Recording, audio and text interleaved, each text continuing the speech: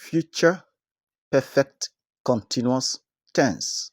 The action is in the future, it is perfect, and it is continuous. Now, here is the formula. We have the subject, of course, the subject of the sentence, plus will have been, followed by a verb 4, that is a verb in the ing form, a present participle verb, followed by the complement of the sentence, and then followed by the time reference. Now, here is this. You have the subject, which is the doer of the action, followed by will have been. Will represent the future.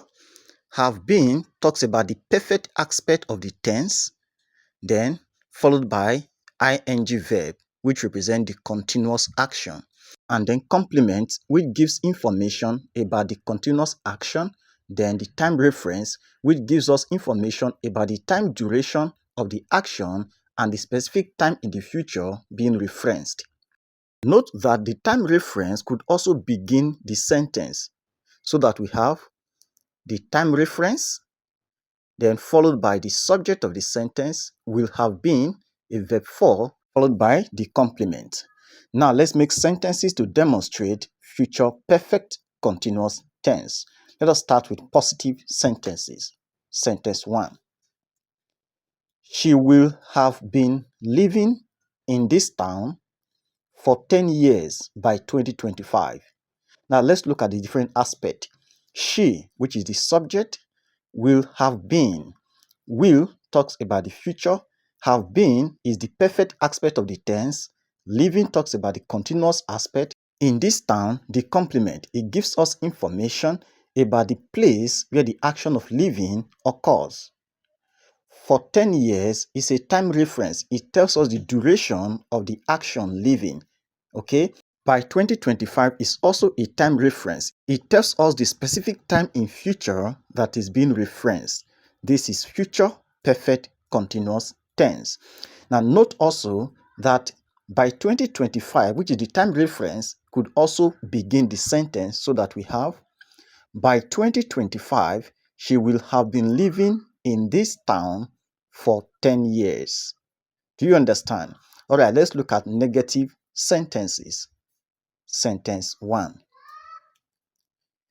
He will not have been waiting for long when we arrive. Now, he, of course, is the subject, will not have been. The presence of not makes the sentence negative. Will talks about the future. Have been is the perfect aspect of the tense. Waiting is the verb 4. For long, it talks about the duration of the action waiting. When we arrive is the specific time being referenced. Now, the time reference, when we arrive, could also begin the sentence, so that we have, when we arrive, he will not have been waiting for long.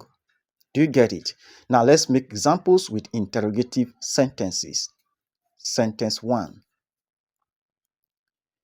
Will the children have been crying for food by the time she gets home?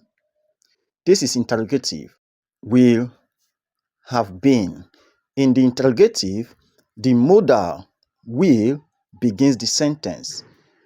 Will the children have been? Have been is the perfect aspect of the tense. Crying is the verb 4, the continuous tense. For food is the complement of the action. By the time she gets home is the time reference.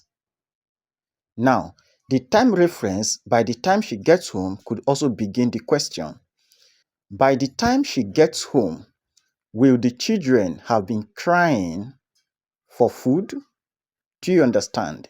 Thank you very much for watching.